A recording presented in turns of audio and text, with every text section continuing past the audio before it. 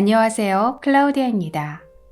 오늘은 송경주 작가의 작품 공항 사람들을 준비했습니다. 가볍게 웃으며 들을 수 있는 재미있는 소설인데요. 제목처럼 공항을 배경으로 이곳에서 일하는 사람들의 이야기입니다. 전래동화, 그러니까 설화를 모티브로 한 소설로 여기에 나오는 세 가지 에피소드가 모두 서로 연결고리를 갖고 우리 현실을 재미있으면서도 사실적으로 그려낸 해학소설이라 할 수 있습니다. 그럼 지금부터 작품 속으로 함께 들어가 보시죠. 1. 다시 있는 선녀와 나무꾼. 내 이름은 나무꾼이 아닌 나무군이다. 이름 때문에 소시적 놀림도 많이 받았고 아버지 원망도 많이 했지만 나는 내 이름이 언젠가 값을 할 것을 믿어 의심하지 않았다. 왜 있지 않은가? 선녀와 나무꾼 이야기. 나무꾼이냐고? 글쎄, 나무꾼은 아니지만 아버지가 주유소를 하고 계시니 나무꾼의 후손인 건 맞는 것 같다. 이제나 저제나 하며 나는 선녀를 기다렸다. 하지만 내 나이 언 33세에 이르도록 선녀는커녕 착한 여자도 나타나지 않는다. 남들은 내가 눈이 높기 때문이라고 말한다. 결단코 아니다. 솔직히 젊었을 때는 결혼에 대해 그다지 신경을 쓰지 않았다. 하지만 지금은 아니다. 빨리 결혼해서 가정을 갖고 아기를 보고 싶다. 소위 지성인들이 주물럭거리는 단골 메뉴. 누구는 그래봤자 글자 나부랭이라고 하지만 그 존재의 유한성에 대한 자각이 이제야 절실해지기 시작한 것이다. 그러니까 식자들의 말씀을 쉽게 풀이하면 인간은 나서 늙고 병들어 죽는다. 이런 뜻일 것이다. 더 늙기 전에 자신의 유전자를 남겨라. 이건 내가 깨달음 후 내린 결론이다. 화장실 거울 앞에 서서 나는 내 자신을 살펴본다. 훤칠한 키에 굵은 허벅지, 큰 손, 부리부리한 눈, 큼직한 코, 그리고 짙은 눈썹. 나는 거울에게 묻는다. 거울아, 거울아, 선녀는 어디 있니? 거울은 대답이 없다. 내가 나무꾼같이 안 생겨서 그런가? 그래도 20세기 나무꾼인데. 나는 관제실로 돌아와 가자미 눈으로 주위를 겨눈질한다. 진현 씨? 진현 씨는 아니야. 그럼 미희 씨는? 미경 씨는 어때? 에이, 우리 관제실 미스들이 저마다 출중하기는 하지만 뭔가 미진하단 말이야. 나는 우리 관제실의 미스들에게 모두 가입표를 끊는다. 그녀들은 선녀가 아니다. 초조하고 답답하다. 뭐가 문제지? 포수에게 쫓기는 사슴을 구해준 선행이 내게는 없네. 이게 문제인가? 아버지를 도와 주유소 일할 때가 생각난다. 기름 넣으러 오는 차들이 사슴일 수 있다. 간혹 운전자들이 타이어 펑크난 차를 주유소로 끌고 와 타이어를 교체해 준 적은 있었다. 하지만 포수에게 쫓기는 사슴은 여태까지 없었다. 아니, 뭐라도 와야 구해주든 말든 할 거 아니야. 에이. 시리도록 푸른 하늘을 보며 나는 신을 원망한다. 하늘에서 두레박 대신 비행기 한 대가 내려온다.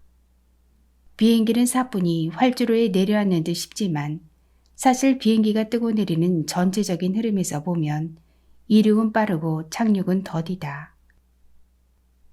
참, 내가 관제사라는 얘기를 했던가? 나는 비행기의 이착륙에 규칙을 부여하고 관장한다. 내가 근무하는 곳은 공항국제선 청사다. 나는 다른 화면을 바라본다. 하늘 위를 비행 중인 항공기들이 관제되고 있다. 이륙하는 비행기는 연두색으로, 빨간색은 착륙하는 비행기다. 복잡하게 그지없다. 우리는 공항 하늘을 4개의 공간으로 나누었다. 그 공간에 비행기를 대기시키고 착륙시키고 이륙시킨다. 휴식 시간이다. 나는 건물 밖으로 내려와 담배에 불을 붙인 후 깊게 들이마신다. 휴 하고 담배 연기를 내뿜는데 한때의 스튜디오스들이 캐리어를 끌고 지나간다. 우와, 언제 봐도 선녀 같다. 입안에 고이는 침을 삼키며 긴 종아리들을 감상한다. 순간 연식 오래된 자동차 시동 걸릴 때처럼 힘겹게 스타트 모터가 돌아가다 어느 순간 꽁무니로 불완전 연소된 매연을 내뿜으며 시동이 걸린다. 머릿속에서 생각이 떠오르고 돌아간다. 아, 둔하기는. 난 너무 먼 곳에서 선유를 기다렸던 거야. 선유는 바로 눈앞에 있잖아. 하늘을 날아다니는 스튜디오스가 선유가 아니라면 누가 선유야? 오케이. 나는 선녀의 날개옷만 훔치면 되는 거야. 20세기 선녀의 날개옷은 패스포트다. 늦게 시독이 걸린 머릿속은 이제야 시나리오가 짜이고 펼쳐진다. 나는 스튜디오스들이 출국 전 브리핑실에 들어간다는 사실을 알고 있다. 비행에 필요한 모든 물품이 담긴 캐리어를 문 입구에 놓아둔 채 말이다. 나는 날개옷이 있는 브리핑실로 걸음을 옮긴다. 콧노래를 부른다. 브리핑실 앞이다. 아무도 없고 아무것도 없으며 빈 복도의 문들은 일제히 닫혀 있다. 하긴 목욕하는 곳이 보이면 안 되지. 나는 눈에 힘을 풀고 복도를 처음부터 끝까지 걷는다. 바닥을 딛는 구두 소리만이 낭낭하다. 숨을 고른다. 타이밍이 중요하다. 사람들이 목욕하러 나타날 것이다. 내가 하려는 일이 엄청난 일이라는 걸 잘 알고 있다. 몸이 떨린다. 어디 빈 방이 있다면 들어가고 싶다. 난생 처음 해보는 도둑질이다. 그러나 선녀와 나무꾼의 나무꾼도 엄청난 일을 벌인 게 아니었던가. 그런데도 그는 상제의 노여움을 사지 않고 선녀를 아내로 맞아들였다. 그렇다면 자신감을 갖자. 물론 나는 선녀가 아이를 셋 낳을 때까지 비밀을 밝히지 않을 작정이다. 셔츠 주머니에 넣어둔 신분증을 꺼내며 나는 다시 복도를 걷는다. 기다리자, 기다려. 나는 업무 때문에 여기 온 것이다. 나는 자신을 다독인다. 이윽고 등 뒤로 사람들 기척이 느껴진다. 나는 참을성 없이 뒤를 돌아본다. 조종사, 항공사, 기관사, 통신사, 스튜어드, 그리고 선녀들이 나타난다. 그들은 나를 주목하지 않는다. 이렇게 허우대 멀쩡하고 말쑥한 도둑놈이 어디 있는가. 나는 내쳐걷다 복도 끝에서 턴한다. 그들은 브리핑실로 들어갔고 예상대로 복도에 캐리어가 세워져 있다. 선녀들이 목욕하는 시간은 약 20분일 것이다. 그 사이에 옷을 한 벌 훔쳐야 한다. 단전에 힘을 주고 주위를 살핀다. 파리 한 마리 없다. 빈 복도의 정적만이 널려 있다.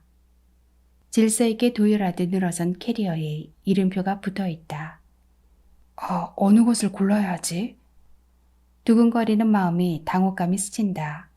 한 번의 선택이 일승을 좌우하는데 잘못했다간. 나는 이름들을 훑어나간다. 이미순. 이건 너무 흔한 이름이야.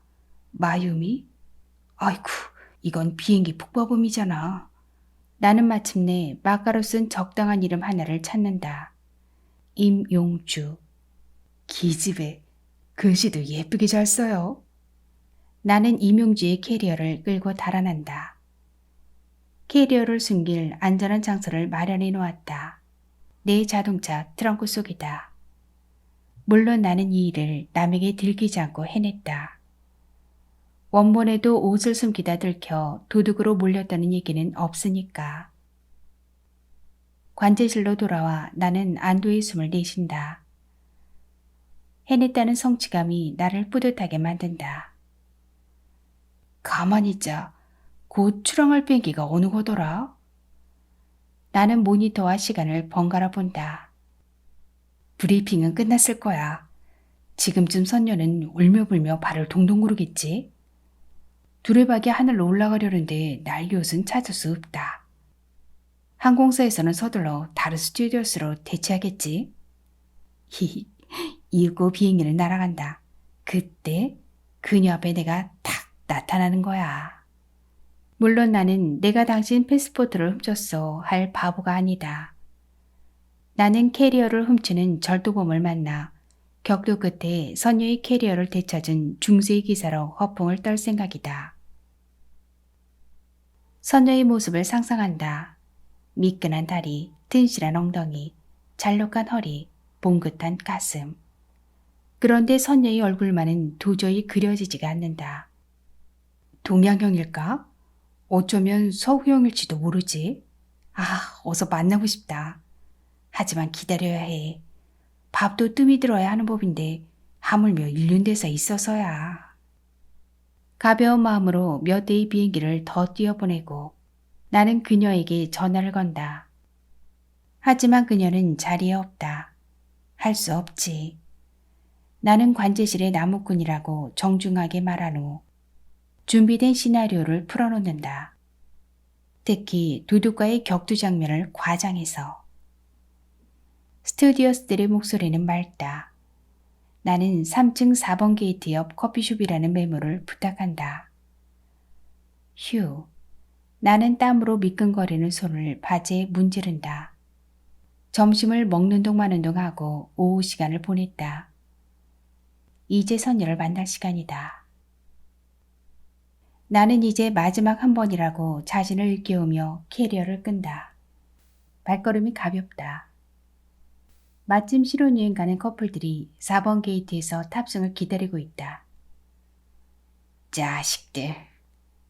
나는 신혼부부들에게 미소를 보낸다. 물론 나는 알고 있다. 날개옷이 끝이 아니라는 걸.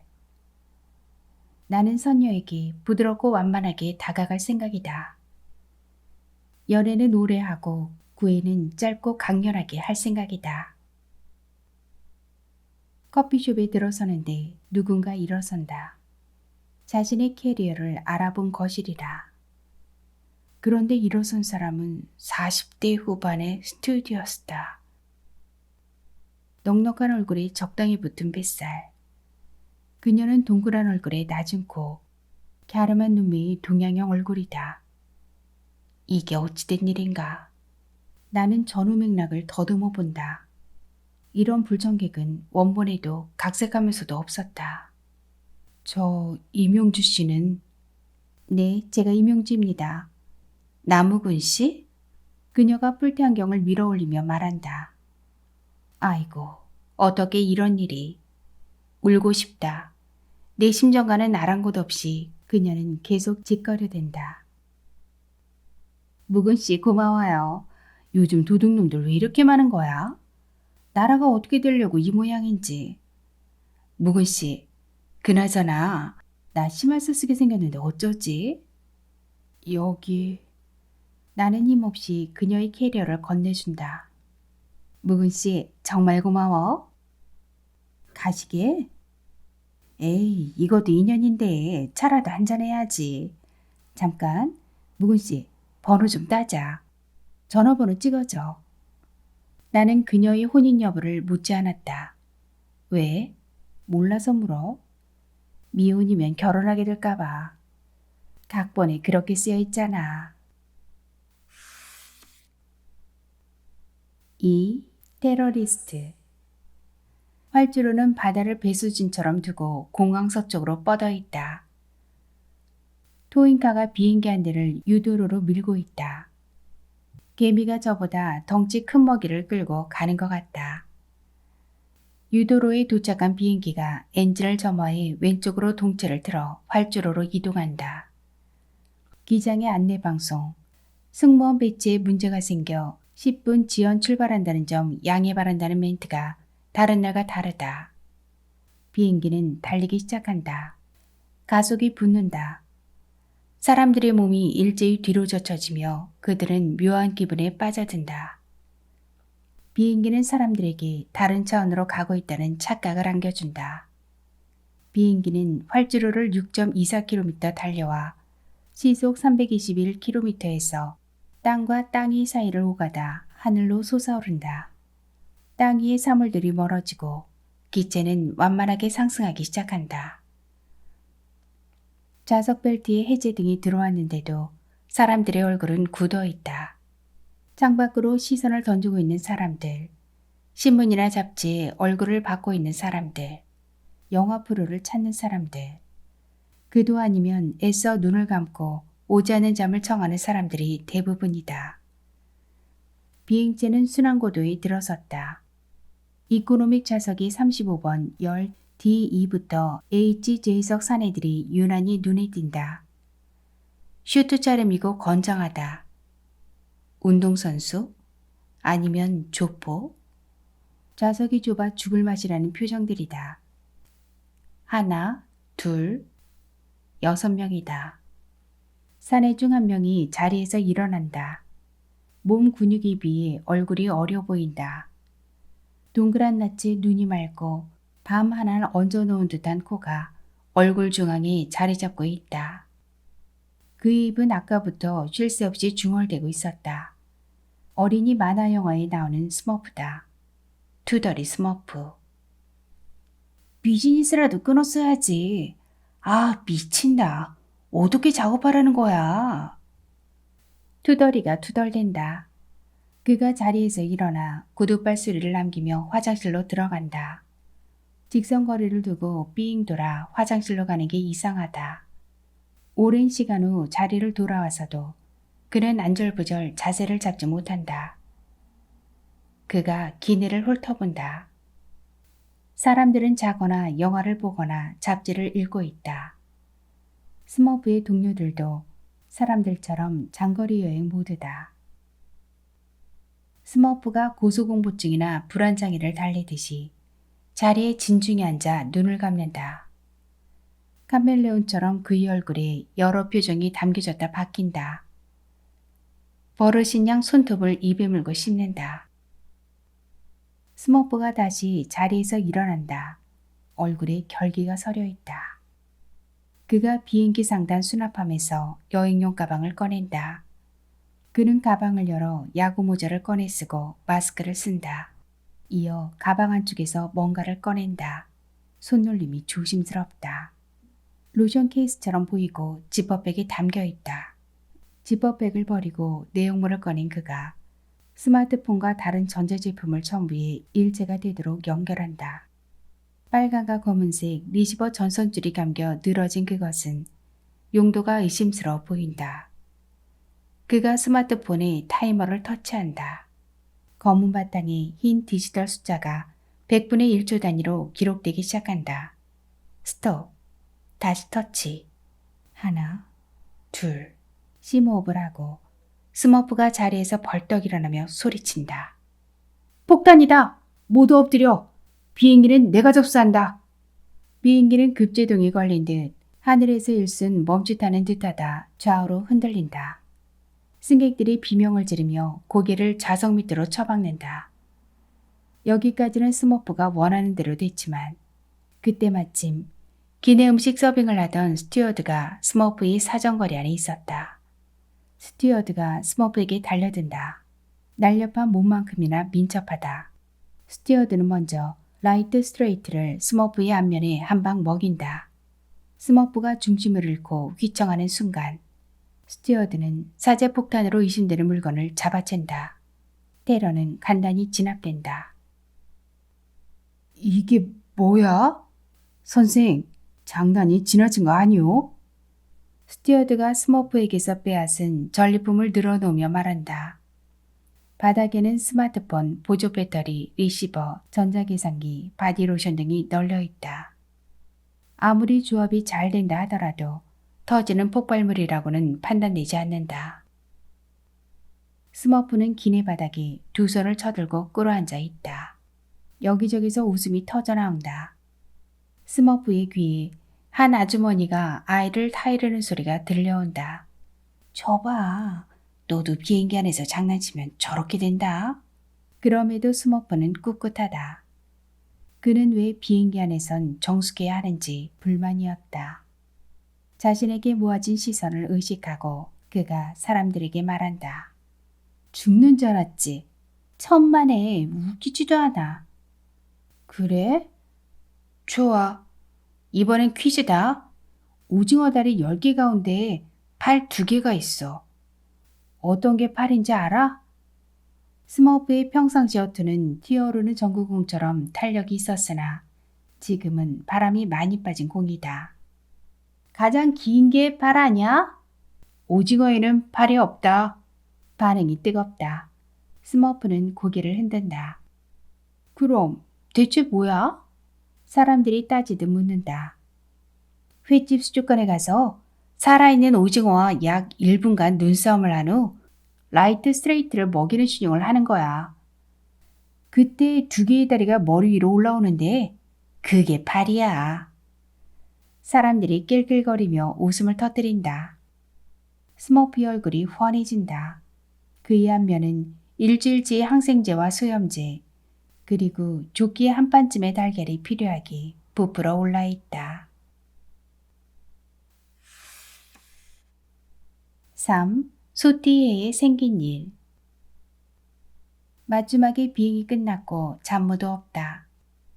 뉴욕발 인천행이었고 비행기는 뒷바람을 받아 예정보다 1시간 20분 일찍 도착했다. 그녀는 이른 귀가 대열에 합류한다. 전철 빈자리에 앉아 잠깐 잤던 것 같다. 깨고 나니 약간의 시차 문제만 있을 뿐 몸은 가볍다. 오후 3시 30분. 메시지가 몇 개 와 있다. 대부분 스팸이다. 그녀는 메시지를 골라 수신거절 목록에 담으며 중얼거린다. 아이고, 참 이상한 사회야. 그렇게 돈들이 많아? 전부 대출해주겠다는 광고 아니면 인포머셜 뿐이잖아.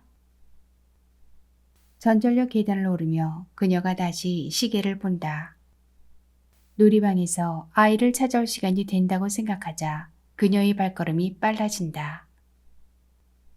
어린이집 인터폰에 대고 현우 엄마라고 말하자 어머 안녕하세요 라는 호들갑이 먼저 들려오고 딸칵 문이 열린다. 그녀는 현관 옆에 서서 아이를 기다리며 아이를 데리고 귀가한다고 문자를 보낸다. 아빠하고 달려나오던 아이가 제어미를 보고는 뒤로 주춤 물러선다. 미안한 감정보다 서운한 감정이 앞선다. 아이는 엄마보다 아빠를 더 따른다. 같이 자주 놀아주지 못한 탓이다. 아이가 쭈뼛거리며 다가온다. 아빠는?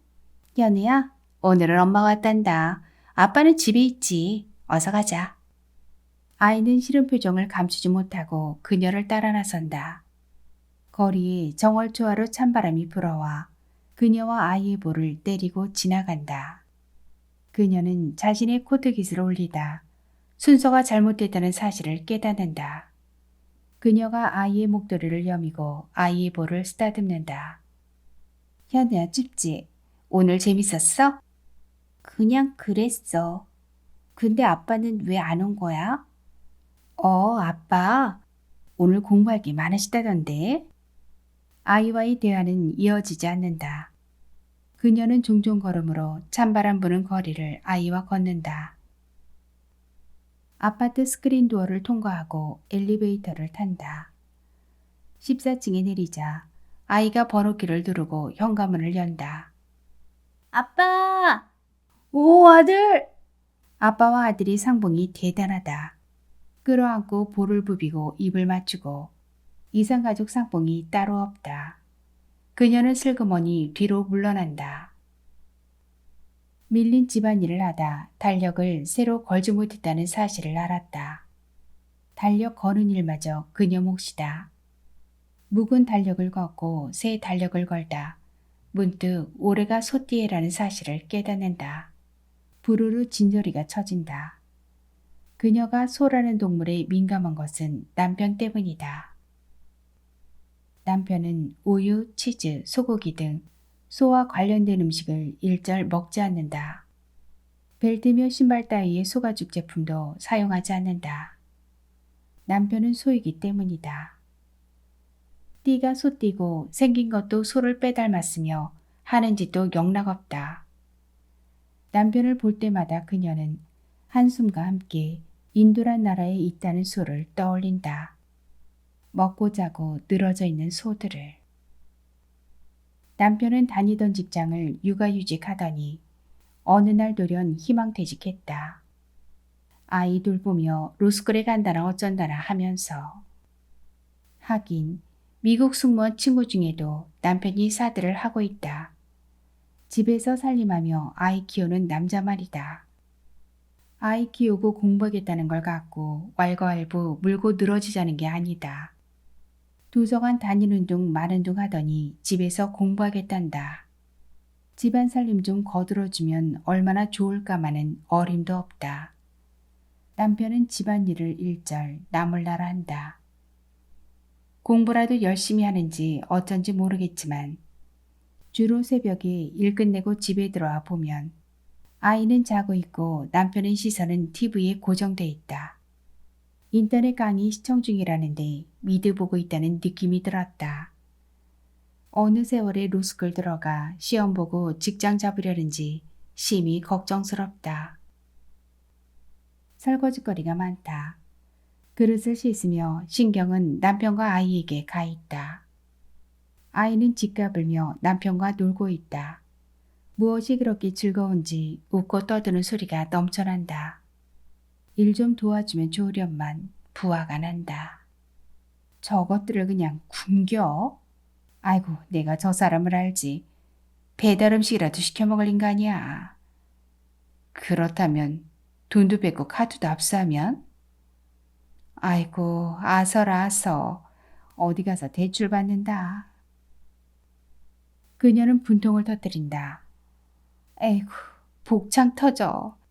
능력 있는 여자는 둘셋도 거느리지만 남편이라고 달랑 하나 있는 게 애물단지. 새끼도 마찬가지야. 그녀는 설거지를 하다 고무장갑을 벗어두고 자신의 방으로 들어간다. 무엇이 잘못된 걸까? 그녀는 의자에 앉아 생각한다. 결혼생활 6년. 소가 온순하고 인내심이 많으며 기민하다는 얘기는 옛말이다. 현대의 소는 일을 하지 않는다. 그래서 게으르다. 물론 순하고 참을성이 많다는 건 인정한다.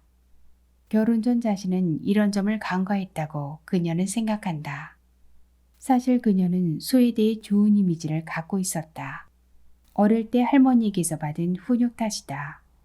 소는 사람과 같이 존중해야 한다. 죽도록 일하고도 소는 죽어서 고기며 뿔, 가죽, 꼬리, 우환까지 인간에게 준다고. 그런 그녀가 결혼 정년기에 듬직한 체격이 우직한 성품의 남자를 만났으니 끌리는 건 당연했다. 당시 그녀는 그를 만나면 편안해져서 평생을 맡겨도 될 것 같다는 생각이었다. 막연하게 상상한 무지개는 곧 거쳤다. 결혼 후 남편의 직장 생활은 순탄하지 못했다. 바쁘게 삥삥 돌아가는 세상에 우직한 그로서는 당연한 결과인지도 몰랐다. 아이와 남편 기척이 들리지 않는다. 애가 걱정된다. 나 몰라라 하고 텔레비전만 보는 건 아닐까? 그녀는 방을 나와 거실을 둘러본다. 아이가 없다. 불이 나게 남편의 방으로 간다. 둘 다 있다. 장난감을 온 방 한가득 꺼내놓고 놀고 있는 모습을 보니 이건 완전히 아빠 소도 아기 소다. 둘이 잘 어울리는 모습을 보니 은근히 심술도 나고 한편으론 장차 애가 커서 무엇이 될까는 걱정이 된다. 그녀는 아이를 아빠에게서 떼어내 식탁 의자에 억지로 앉힌다. 남편도 따라 나와 아이 옆 의자에 앉는다. 동화책을 펼친다. 책장을 넘기다 그녀는 소가 된 사나이라는 민담을 찾아낸다. 먼저 단숨에 읽은 그녀는 큰소리로 아이에게 읽어준다. 옛날에 한 게으름뱅이 사내가 있었습니다. 게으름뱅이는 텔레비전만 보고 놀기만 할 뿐 공부를 하지 않았습니다. 내용을 각색해 읽으며 그녀는 슬쩍 남편의 눈치를 살핀다. 그는 큰 눈을 꿈쩍꿈쩍할 뿐이다. 소가 된 사내는 농부에게 팔려가 힘든 일만 해야 했습니다. 그녀는 더 큰 소리로 읽는다. 반응은 아이에게서 온다. 나 책 안 볼래. 재미없단 말이야. 아빠랑 놀 거야. 책을 봐야 훌륭한 사람이 된단다. 책 안 보면 아빠처럼, 아니, 소 된다. 음매 하는 소 알지? 싫어. 안 본다고. 커서 뭐가 되려고 그러니? 책을 탁 소리가 나게 덮고 그녀는 자신의 방으로 들어간다. 그 애비 그 자식이라더니 애나 아빠는 똑같아 그냥. 감정을 자제하기가 힘들다. 결혼 생활에 대한 후회가 밀려온다. 할 수만 있다면 아이를, 남편을, 그리고 결혼을 물리고 싶다. 부자의 웃음소리를 들으며 그녀는 일을 간다. 소나 돼버리라지. 아니 소가 되고 말걸. 외톨이가 된 기분이고 세상을 잘못 살아온 것 같기도 하다. 그녀는 이불을 머리끝까지 푹 뒤집어 쓴다. 분한 마음을 누르고 잠을 청한다. 숫자를 센다. 하나, 둘, 셋. 이튿날 출근 준비를 끝내고 아이를 깨우기 위해 방문을 두들긴다. 비행 때문에 외박하는 경우를 제외하고는 아이에게 아침을 먹이고 놀이방에 맡긴 후 회사로 갔었다. 이런 날도 남편은 도와주기는커녕 일어나 보지도 않는다. 오늘 따질 건 꼭 따져야겠어. 그녀는 이를 악물고 방문을 연다. 그런데 이게 어찌된 일인가. 남편과 아이가 있어야 할 방 안에 황소 한 마리와 송아지 한 마리가 누워있는 게 아닌가? 그녀는 비명을 지르며 쓰러진다. 가까스로 정신을 차리고 눈을 비빈 후 다시 살펴본 결과도 마찬가지다. 그녀는 서둘러 방을 나온 후 문을 닫는다. 오마이갓, 진정해야 돼, 진정. 그녀는 물을 한 컵 따라 마시며 말한다. 이렇게 되길 원했잖아. 뭘 놀라는 거야? 하지만 아이는 아니야. 아이가 무슨 죄가 있어. 그녀의 머릿속으로 후회와 번민 따위의 감정들이 생겨났다 쓰러진다. 그래, 아이에게만 물을 먹이면 되잖아. 그녀는 무밥과 무채, 시래기 볶음을 준비해 남편과 아이가 있는 방으로 들어간다. 아니 송아지에게 억지로 무밥을 먹이며 그녀는 짐짓 황소를 외면한다. 짜릿한 전율이 온몸에 번진다. 문제는 아이다. 어미된 마음도 모르고 녀석은 안 먹겠다고 도리질 친다. 황소의 커다란 눈망울이 의식된다. 눈 마주치지 마. 하지만 그래도 남편이잖아. 이제는 잘못을 뉘우쳤을 거야. 그녀는 고개를 들어 소를 바라본다. 황소의 눈에 눈물이 글썽 맺히더니 털을 적시며 볼을 타고 주르르 흘러내린다. 모진 감정은 잠깐이다. 콧잔등이 시큰해지며 금방 마음이 너그러워지는 자신을 이해할 수가 없다. 그녀는 황소에게도 무밥과 무반찬을 준다. 아기 소는 끼적거리며 먹고 아비 소는 아기아기 먹는다. 그러나 소들은 다시 남편과 아이로 돌아오지 않는다. 어머, 이거 어떻게 된 거야? 이럴 리가 없는데. 전래동화에 사는 게으름뱅이가 개과천선한 사람으로 돌아오잖아. 안 돼. 그녀는 엉엉 울며 절대자를 찾는다. 제발, 신이시여. 이년아 일어나. 무슨 낮잠을 그렇게 퍼질러 자. 방 좀 치워라. 아니 방이 이게 뭐냐. 머리카락이며 옷 벗어놓은 거며. 아이고 내가 미친다. 엄마, 소들은 어디 갔어? 참, 자다가 봉창 두드린다더니 꿈 꿨나 보네. 남편 찾고 아이도 부르던데 시집은 가고 싶은 모양이지. 그럼 그게 꿈이었나? 글쎄, 엄마는 내가 안 가는 거요? 못 가는 거지? 미친년. 스타디스가 뭐가 모자라 시집을 못 가? 다 그년이 이혼날 낮잠이나 자니? 제발 나가서 사람 좀 만나라. 잠 퍼질러 자지 말고. 낭독은 여기까지입니다. 오늘도 편안한 시간이 되셨길 바랍니다. 송경주 작가는 소설집으로 항적, 유로집 등이 있으며 공동작품집으로 영원으로 가는 기차, 다리가 보이는 풍경, 장미꽃 울타리가 있는 풍경 등이 있습니다. 오늘도 건강하고 행복한 날 되세요. 구독과 좋아요 그리고 알림은 클라우디아 책방에 큰 힘이 됩니다. 감사합니다.